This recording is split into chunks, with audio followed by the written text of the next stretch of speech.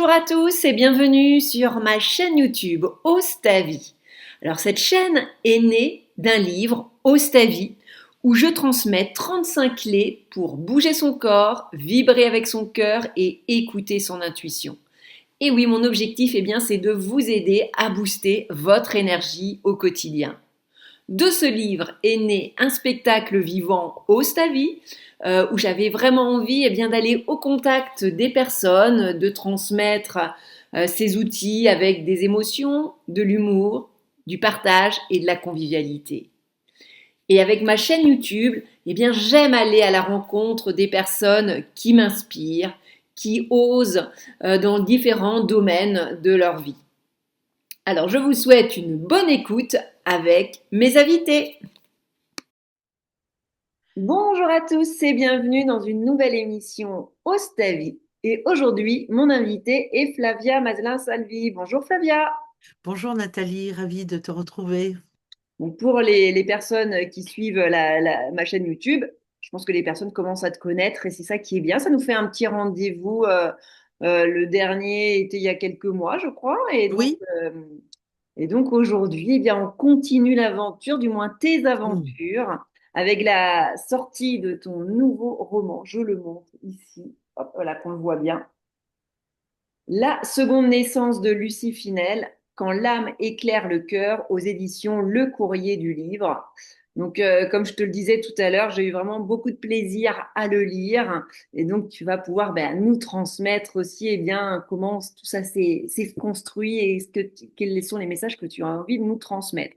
Pour te présenter, déjà, pour les personnes qui ne te connaissent pas encore, tu es auteur, accompagnatrice spécialisée en psychospiritualité. Tu as été la rédactrice en chef et conseillère éditoriale de Psychologie Magazine.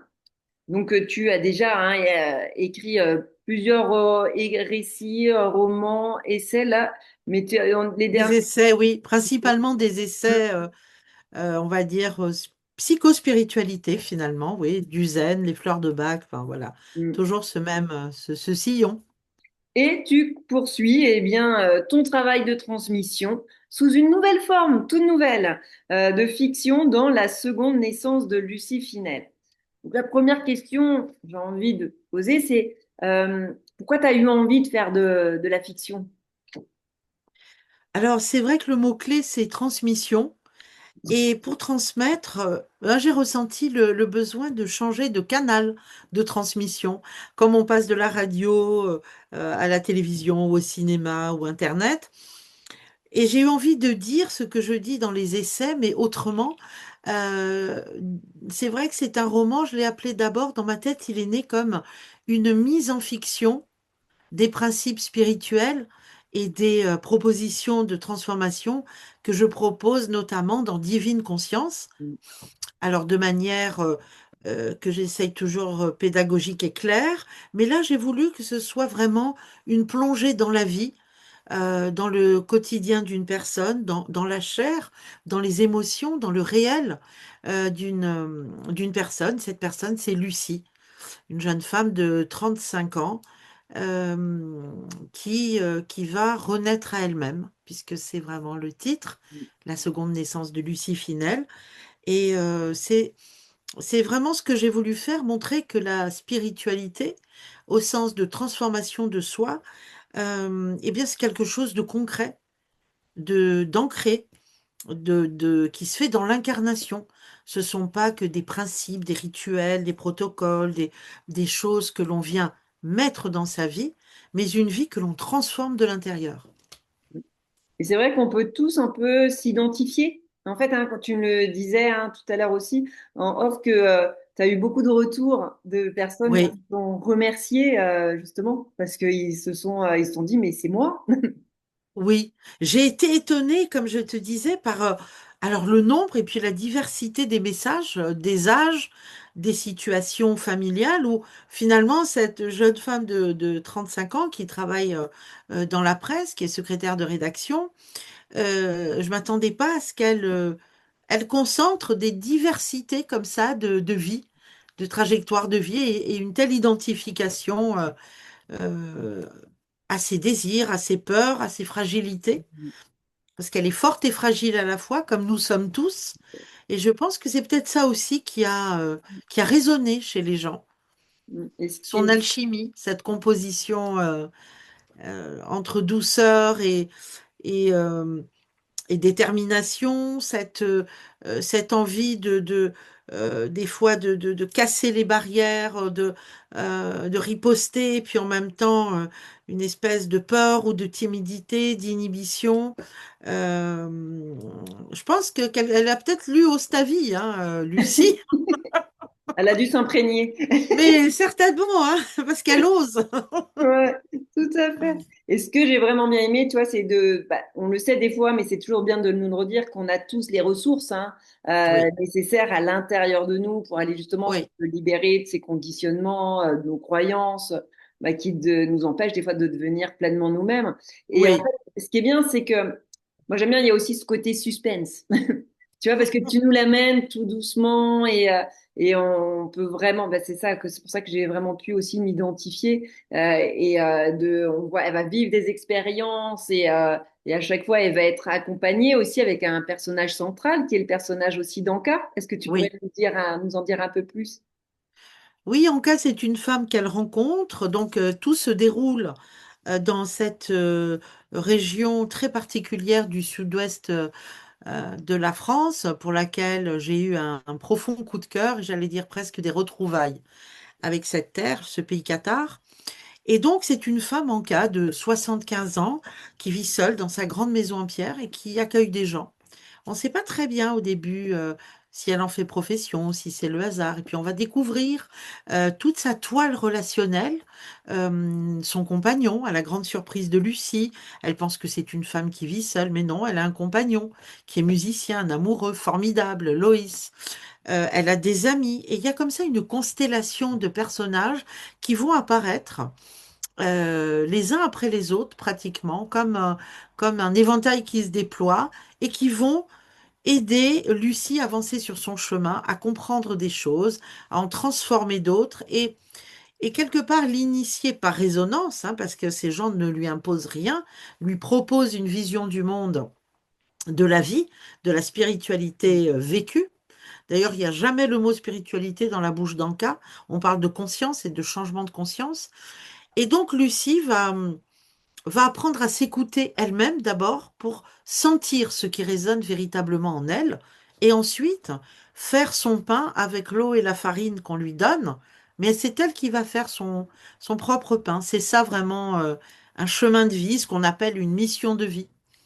Ouais, c'est ce qu'on ressent à chaque fois. Anka ne va pas lui dire, elle va juste lui faire ou faire des propositions ou juste leur échange sous Oui, le tilleul là. J'avais l'impression on a vraiment après je me suis approprié le lieu aussi c'est parce que tu oh, le j'adore. parce que c'est bien détaillé et donc à chaque fois on peut y revenir voilà donc c'est ça aussi qui était intéressant de voir qu'à chaque fois il y avait des propositions qu'elle a laissé faire son cheminement, il y avait des silences aussi de pas toujours être dans l'euphorie de tout raconter, qu'elle puisse avoir ses moments d'incarnation, Oui, d'ancrage et comme tu disais aussi les rencontres et voilà tout son oui, l'environnement d'Anka qui lui a participé à justement à qu'elle puisse oui. évoluer. Et c'est vrai que Lucie, finalement, le roman se déroule sur un peu plus d'un mois. Et en fait, euh, c'est vraiment presque heure par heure, Mm. au jour le jour, qu'on assiste à sa transformation intérieure par des questionnements, par une relecture de sa vie, par vraiment elle passe au tamis de tout ce qu'elle apprend, ce qu'elle a vécu, ce qu'elle vit au jour le jour. Et c'est pour ça que moi, j'ai voulu faire un roman initiatique, qui se déroule en temps réel. C'est-à-dire au moment où je lis, je suis Lucie, et avec elle, je me pose des questions, donc je suis renvoyée à mes questions de vie en même temps qu'elle se pose les siennes, qui sont des grandes questions de vie existentielle, mais aussi du féminin. Et ensuite, cette mise en temps réel permet à chacun de comprendre et d'intégrer comment dire, que la transformation, la dissolution de nos peurs, des conditionnements, c'est quelque chose à la portée de tout le monde, mais simplement, ça demande un changement de regard profond, qui est moi ce que j'appelle le passage de la conscience ordinaire du moi, de tous les jours, au à la conscience du soi qui est vraiment je ne suis pas un être matériel qui a éventuellement une âme, mais je suis un être spirituel, une âme incarnée, une conscience qui vient faire une expérience terrestre. Et cette expérience terrestre, c'est celle que nous faisons tous, que Lucie fait, c'est de nous délester de nos conditionnements, de guérir de nos blessures pour justement, et les transmuter, pour justement passer et devenir qui nous sommes vraiment. Ce n'est pas un changement de personnalité parce on cesse de s'identifier à sa personnalité, à sa famille, à tout un. On lit vraiment, on déchiffre sa configuration existentielle très simplement pour réaliser sa mission de vie sur Terre, qui n'est pas forcément trouver un métier qui va permettre de l'exercer, mais qui est vivre ce qu'on a à vivre en, depuis un autre niveau de conscience. Et donc perdre les peurs, sortir des cadres, des conformismes, des limitations. Et vraiment, c'est cette idée de l'expansion, de la renaissance, la fameuse métanoïa, hein, transformation, à laquelle, qui est présente dans toutes les grandes traditions spirituelles en vérité. Dans la Bible, on parle de la mort du vieil homme, hein, le vieil homme qui meurt. C'est notre ancien moi. Voilà. Et donc, mais très simplement, dans des situations de vie, comme tu l'as dit, dans des rencontres, que tout ça se déroule. C'est pas réservé aux grands mystiques, aux initiés, pas du tout. C'est pour ça qu'il y a vraiment ce côté simple. Et puis tu vois, il y a une dispute, une rupture, et bien on est plusieurs à en avoir peut-être vécu, donc tu vois, on voit que ça part de là, et donc ça peut aussi parler à plusieurs personnes. Et après, on voit bah, le cheminement, parce que ça arrive jamais non plus par hasard, et ça permet justement d'aller faire tout ce chemin, mais en partant de l'intérieur et en s'ouvrant. Oui. Donc c'est bien décrit parce que c'est vrai que des fois c'est pas facile, voilà, quand l'ex ou le compagnon revient et on voit comment justement elle a pu y faire face et ça donne des bonnes pistes. Voilà, ça c'est pour pas tout dévoiler. Merci, j'espère. Voilà, ça peut. Et ce que j'ai bien aimé aussi, c'est ton amie Anne là qui décrit le récit comme un livre, pas un livre, comment elle dit, pas comme un Elle dit, c'est livre, pas un mais feel good. Quand j'ai donné à lire à cette amie, elle a dit, c'est pas un feel good, c'est un live good. Mm. C'est-à-dire, c'est pas se sentir mieux, c'est vivre bien, mieux. Et j'ai trouvé, et je l'ai gardé du coup avec son autorisation, euh, cette expression parce que c'est pas se sentir mieux qui est important, c'est éphémère. Mais c'est vivre, c'est opérer cette transformation profonde et durable qui fait qu'on est à sa place dans ce monde, mais pas en suivant les règles de ce monde. Et c'est ça la transformation, c'est pas l'évasion, c'est la spiritualité, c'est pas une évasion, enfin, c'est une évasion de ce monde, mais c'est pas une fuite. Et on n'obéit plus aux règles de ce monde de formatage, de conditionnement, de conformisme, ces règles où on est ou dominant ou dominé, euh, où pour survivre, eh bien, on doit jouer des coudes, jouer des poings. Non, le passage à un autre regard, une autre conscience, c'est qu'on est dans ce monde mais rien n'est plus comme avant. Et c'est ce que découvre Lucie. Ouais, et c'est ça qui est bien. Jusqu'au bout, on est tenu en haleine. Et ça, j'ai bien aimé aussi. Parce que c'est ça qui, bah, la magie aussi de la fiction. Hein, justement, comment, est-ce que ça a été facile pour toi? Parce que c'était la première fois que tu faisais un peu cet exercice, un peu de fiction. Ou est-ce que tu avais déjà fait un peu ce Moi, roman? j'ai déjà écrit un roman quand je vivais en Corse, qui était un roman, une mise en fiction assez politique d'ailleurs. C'était l'itinéraire d'un jeune nationaliste qui rompt avec la violence, enfin, qui n'est pas d'accord avec ça. Et voilà, un jeune Ecceleo, ça s'appelait. Et ça avait, je dirais, à la fois défrayé la chronique à l'époque, ça a plus de 30 ans. Je m'étais pas fait que des amis. Euh, mais voilà, c'était la même démarche, c'est-à-dire une mise en fiction très simple de principes, de valeurs, euh, pas dans l'abstraction, mais dans la chair de la vie, Et tu as dans le aimé? quotidien. T'as aimé le faire par rapport à toi? Est-ce que je vais pouvoir avoir ton ressenti? Tu vois, comment ça se passe, tu vois, pour aller, tu vois, combien de temps peut-être t'as mis pour l'écrire? Est-ce que ça a été rapide? Toi, comment t'es dans ta bulle? Parce qu'il y a ce côté imaginaire, tu vois, pour qu'on sache un peu plus. Moi, je l'ai écrit, c'est marrant parce que pour Divine Conscience, je me suis posé la question de comment trouver différents moyens de continuer à transmettre ce message spirituelle. Donc pour Lucie, c'est venu assez naturellement. Je me suis dit, je prenais des notes et je me suis dit, tiens, un roman, et c'est vrai que j'avais pensé à ce roman que j'avais écrit il y a 30 ans, qui disait les choses, je dirais, politiques, morales, etc., mais dans une fiction et très simplement au quotidien. Je me suis dit, ce serait pas mal de faire la même chose. Et puis j'ai pris des notes. Alors, le pays Qatar s'est imposé tout de suite à moi, tout de suite.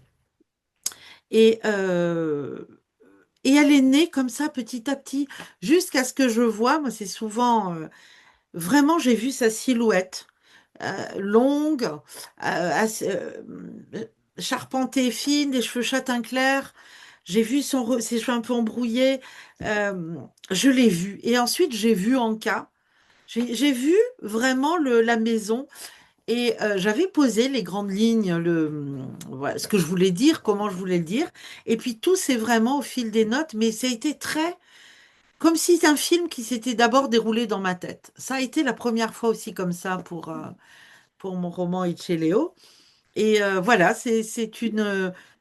c'est un voyage dans l'imaginaire et après, c'est une construction, comme on construit un texte, un article, un livre, de, voilà, de mêler cet imaginaire, la psychologie, et puis à ce qu'on veut faire passer.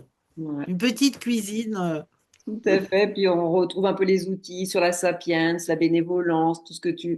Donc Oui, c'est bien, ça nous voilà, quand on te connaît et qu'on a déjà lu tes précédents ouvrages, eh bien ça nous permet de se retourner, toi, d'avoir des petites piqûres de rappel et ça fait du bien. oui. Et Mm. de voir comment, dans le concret de la vie, c'est tout sauf des outils abstraits. En fait, ce sont des outils à s'approprier pour justement euh, dénouer des choses, changer d'état de conscience, modeler autrement, tisser autrement nos relations, notre rapport à nous-mêmes, c'est très concret. Enfin, moi, la spiritualité, vraiment telle que je la vis, d'abord, parce que je pense qu'on ne peut transmettre au fond que ce qu'on vit. Ah, et ça ne veut pas dire que ce qu'on transmet ou ce qu'on vit, c'est la seule manière ou la seule spiritualité ou la plus ceci ou plus cela. Mais comme toi, dans Ostavi, je pense qu'on transmet ce que soi-même on expérimente. Et tu me parlais de ton spectacle tout à l'heure où tu ne te voyais pas être sur scène à Paris, 10 représentations à partir de Ostavi. Tu mets en pratique, donc tu vis Mm. et tu transmets ce que tu vis. Il y a des connaissances et il y a de l'expérience. Mais moi, c'est un peu, voilà, on est Ouais. dans le même état d'esprit, dans la même vibration. C'est-à-dire que ça ne peut être qu'authentique parce que vécu. Mm. Tout à fait. Voilà. Ouais, ouais, ça Ça, c'est c'est pour moi le plus important dans le c'est une message. responsabilité quand même aussi, proposer des outils à des gens. Et si on ne les a pas essayés soi-même, si on ne les vit pas euh, en conscience avec discernement aussi, parce que justement aujourd'hui, il y a tout et n'importe quoi qu'on propose à des outils peut-être qui marchent, mais très dangereux.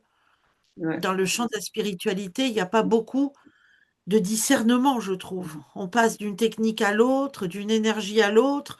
Et moi, tu vois, dans les gens que j'accompagne, il y en a beaucoup qui sont passés par des expériences parce que vous avez vu telle personne sur YouTube ou tel livre ou tel machin. Et c'est un peu effrayant ce qu'il en ressort. C'est que, enfin, Ouais. c'est- on manie quand même entre la psyché, la spiritualité, l'âme, ce sont des matières hautement inflammables. Donc il faut être humble, prudent, avoir du discernement et dire aux gens vraiment, ne prenez que ce qui résonne en vous, expérimentez, puis si ça vous convient, si ça fait garder les choses. Mais voilà, ne pas se poser, c'est ce que Anka fait d'ailleurs. Elle répète à Lucie, prends ce qui résonne, elle dit ce qu'elle vit, ce qu'elle croit, Mm. ce en quoi elle croit, ce qui a été son chemin. À Lucie de faire le sien en prenant différents ingrédients pour faire son menu. Mm. Moi, je te voyais un peu dans le personnage d'Anka, tu vois, vu que je te connais, toi, avec la sagesse et le recul, tu vois, Un peu dans tout, mais aussi Lucie, hein, le Oui, côté, tu c'est vois, vrai. c'est vrai que tu vois, je me suis pas projetée dans Anka. Mm. Je dirais que, tu vois, Lucie, Anka, mais aussi Loïs, Oui, ça. moi je les ai vus après avoir écrit, pas quand j'écrivais, mais je les ai vus finalement, tu sais, comme ces archétypes qui nous habitent. Mm. Euh, on a en nous, en cas, la femme sage, mais on a aussi la jeune fille timide, inhibée, ou qui n'ose pas, Lucie, mais on a aussi cette force yang masculine de Loïs. Et en fait, tout réuni, ça donne l'être humain dans sa Mm. complexité et dans toutes ses composantes, dans sa richesse. Et tu parlais de ressources tout à l'heure. Mm. Finalement, on a toutes ces ressources en nous. L'audace, la sagesse, le discernement, la lucidité. La différence se fait entre ceux qui en ont conscience et qui utilisent et ceux qui ignorent même qu'ils ont ces ressources et qui donc ne peuvent pas les utiliser. Et Lucie, ce livre, c'était un peu pour mettre ça en action, pas en fiction, mais en action dans la vie, de dire, voilà, elle aussi, elle savait pas qu'elle avait tout ça. Mm. Elle avait fait des stages, elle avait fait des tas de choses, mais il y avait un essentiel qui lui manquait, ce fil rouge, cet alignement qui permet de vivre pleinement sa vie à un autre niveau de conscience que celui où on subit les choses, où on est dans la peur, où on est dans la souffrance finalement, parce qu'on est dans l'ignorance de qui on est vraiment. Mm. Tout à fait. Et je te rejoins, hein, c'est vrai que ça fait toujours du bien de discuter ensemble, hein. C'est un plaisir. Ah oui, je confirme, hein. Et puis, ce qui est bien aussi à la fin, c'est que tu nous proposes aussi des expériences, hein, qui nous permettent de se reconnecter à notre soi. Donc, tu vois, ça va encore plus loin, tu vois, parce qu'on peut tester après nous dans notre quotidien aussi ces expériences Oui. que tu nous donnes. Oui, oui, j'aime bien dans mes livres, je mets toujours avant de nous quitter Oui. et je propose euh, une expérience, un exercice, une expérience, une réflexion, parce que pour moi, un livre, ben, comme pour toi d'ailleurs, c'est un dialogue avec l'autre. Et le lecteur est aussi un acteur. Nous, on écrit, on propose quelque chose et la personne, quelque part, en intégrant, en, en expérimentant, va réécrire le livre à sa manière. Elle va écrire son propre livre à partir d'une autre. Mhm. Et moi, c'est vraiment ça que j'ai toujours à l'esprit quand j'écris. C'est pour ça que je me rends compte, je dis souvent vous, nous. Euh, je ne suis pas depuis la chaise haute de la personne qui sait. Je sais des choses pour moi, je sais, j'ai expérimenté des choses, mais ce ne sont pas les uniques choses à savoir et expérimenter. Donc, moi, j'aime quand c'est enrichi. Là, tous les retours que j'ai m'enrichissent. C'est pas seulement, ah, ça me fait plaisir, c'est que, ah oui, ça a fait ça, donc ça fait avancer ma réflexion. Tout à Donc, je pense que c'est ça le plus important quand on est, toi et moi, on est fait. dans un métier de transmission, c'est de savoir que cette transmission, elle n'est pas du sachant à l'ignorant, mais elle est sur un plan d'égalité on reçoit, on propose, on reçoit, on propose. Et c'est ça, je trouve, qui fait notre avancée, notre Exact. énergie qui nous renforce, qui nous enrichit et puis qui nous garde aussi à notre place. Oui, voilà, ce que j'aime dire, moi, c'est que, tu vois, comme toi, on expérimente des outils. Si ça nous correspond et si ça a un effet, bah, on peut les proposer. Après, la personne dira oui ou non, mais en fait, on va pas les garder pour nous. Ce serait Non, ah dommage. non, Voilà, ah non, c'est pour ça. Mais bien après, sûr, à chaque fois, les personnes, pareil, on va donner et la personne va dire je prends ou je prends pas l'expérience. On est tous différents. Mais vu que nous, on a absolument, testé et qu'on a vu en tout cas des bénéfices, on peut proposer et après, chacun, chacune pourra le faire. Mais c'est de oui, se créer sa propre boîte à outils. Après, et ce que j'aime aussi quand je fais de absolument, l'accompagnement individuel, quoi. Donc, tout à fait. c'est assez riche. Et le livre nous en donne aussi plusieurs, donc c'est vraiment bien. Et si tu avais un dernier message à transmettre aux personnes qui nous regardent pour cet été, parce que moi, je trouve que ce livre, c'est un bon compagnon pour l'été. Ah ben, c'est ce qu'on m'a dit. Oui, Alors, il y en a qui m'ont dit, alors j'ai eu quelques messages très sympas qui m'ont dit, j'ai feuilleté comme ça, je ne suis pas encore en vacances, mais je veux le garder pour quand j'aurai du temps et pas grappiller parce que c'est vraiment avoir une plage de temps libre pour faire ce voyage pour soi, un voyage initiatique. Donc, c'est vrai que quand on a du temps, c'est souvent l'été, eh bien, c'est pas mal de se garder ces petits moments d'immersion personnelle, d'introspection. Enfin, le mot est un peu sévère, introspection, mais en tout cas, de plonger en soi pour justement mieux s'expanser, mieux se déployer. Et c'est vrai que ça, voilà, ça, moi je dis, tout le monde devrait, et pas en lisant mon livre, mais s'accorder du temps pour se mettre en contact avec ses ressources, avec ses vrais besoins, pas ceux que le discours dominant nous vend, avec ses vrais rêves aussi, c'est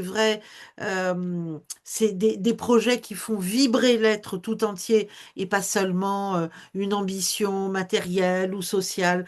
Et vraiment, chacun, on mérite tous, comment dire, d'être connecté à son être profond et pas maintenu à la surface de notre être, mais comme on l'est dans ce monde, dans cette société qui fait vraiment de nous des agents consommateurs, des travailleurs, puis des retraités. Vous voyez, on n'est que dans le statut, la fonction, mais l'être. Voilà, rechercher ce qui fait vibrer l'être profond.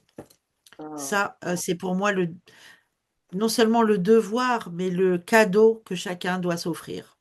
oh, merci Flavia, je le remontre à l'écran. Voilà. Moi, je dis c'est le livre de l'été, de petits compagnons quand vous avez le temps. Et c'est vrai que ça fait du bien de prendre ce temps.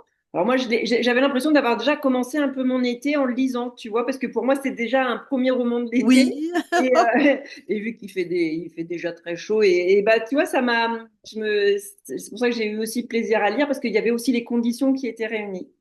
Donc, c'est important justement d'être dans son espace personnel pour se laisser traverser par l'énergie des mots. tout à fait. Donc, on peut te retrouver, tu as ton site internet, Oui, c'est Flavia Benzelin-Salvi.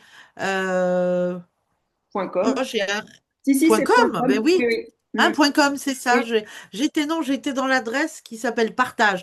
Et c'est pour ça que j'ai mélangé les deux. Oui, mais c'est ouais. flaviabaselinsalvi.com sur le Voilà. site. Là, on peut écrire, on peut écouter voilà, des podcasts, feuilleter. Et puis, je vais peut-être remettre le début du livre. Tiens, maintenant que j'y pense. Ah, et ben voilà, comme ça, voilà. Il y aura aussi, bah, Oui. tout ça sur Ah le. oui, tu vois, tu me donnes l'idée quand tu as dit le. Oui. Donc, voilà, tu vois, ça fait du bien parce que le Ah partage, tu oui. vois, le Ah partage oui. permet aussi des fois bah, d'avoir des idées, des connexions. Bah, là, tu l'auras eu pendant notre émission. C'est un mot-clé, le partage, parce que sinon, chacun dans sa bulle, on a la tête comme un melon Oui. et on ne progresse pas. Donc, il n'y a aucun avantage voilà, à ne pas être en lien dans la vibration avec l'autre. Bah, merci beaucoup. Je te souhaite un bel été. Merci Nathalie, un bel été à toi et puis à celles et ceux qui nous écoutent.